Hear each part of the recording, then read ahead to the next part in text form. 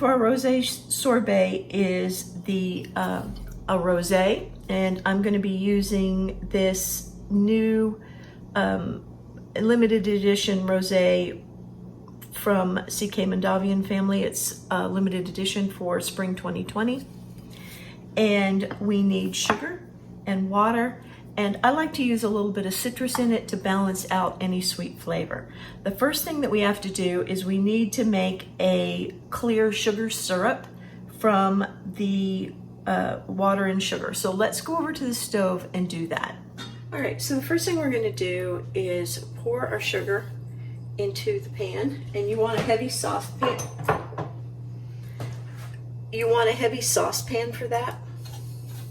And then I'm going to pour the water in. And then all I need to do is bring this to a boil so that the sugar dissolves all the way. This will keep there from being sugar crystals in our sorbet. We want it to be really smooth and light. All right, it's coming to a boil.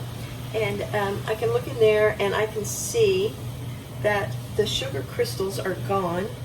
For me, I like to put it between my fingers and make sure that there's no sugar crystals in there, but I don't recommend it because it burns. Okay, once we have that done, I'm going to turn off the heat and I'm going to add the rosé and the citrus. I'm using 10 ounces of rosé because I want this to freeze a little firmer. The more rosé that you use in there, or the more wine that you use in there, because wine contains alcohol, the less firmly it will freeze. So you want somewhere between 8 and 12 ounces. I'm using 10 ounces, and that is a cup and a fourth.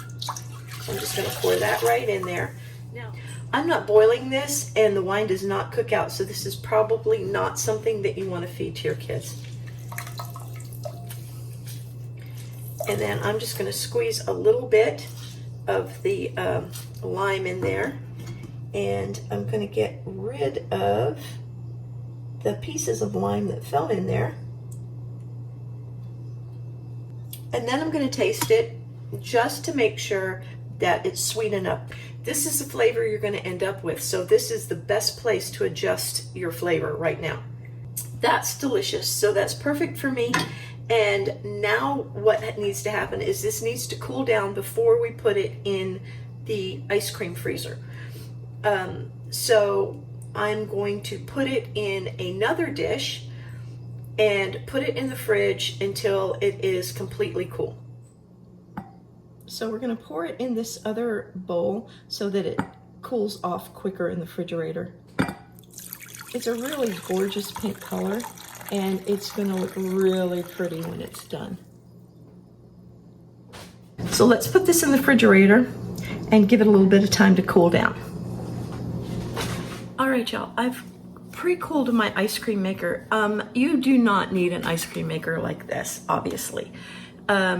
You can use whatever kind of ice cream maker you have, just use manufacturer's directions. I'm also going to add instructions in the recipe for making this without an ice cream maker at all. It's so easy, so don't worry about it. But this is what I have, and I've pre-cooled it. I've set it for sorbet, and my rosé mixture is cool. So I'm going to open it up and hit start.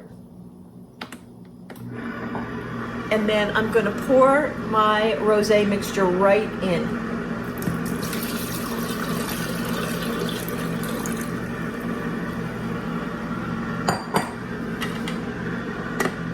I'm going to put the top back on, and I'm just going to let it go until it's done. So I will see you back here then. Hey y'all, normally we finish up the video in my dining room and I show you the finished product and all of that. But today that's not gonna work because the sorbet will melt and be awful. And so I'm in my studio, I'm getting ready to shoot the pictures, And so I'm just going to show you the finished sorbet here. So it's been in the freezer and it's still in this. I'm going to, of course, pull this out for the pictures.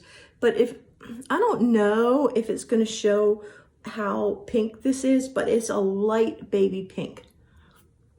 Oh, it's so good. It's light and refreshing. It's light and refreshing.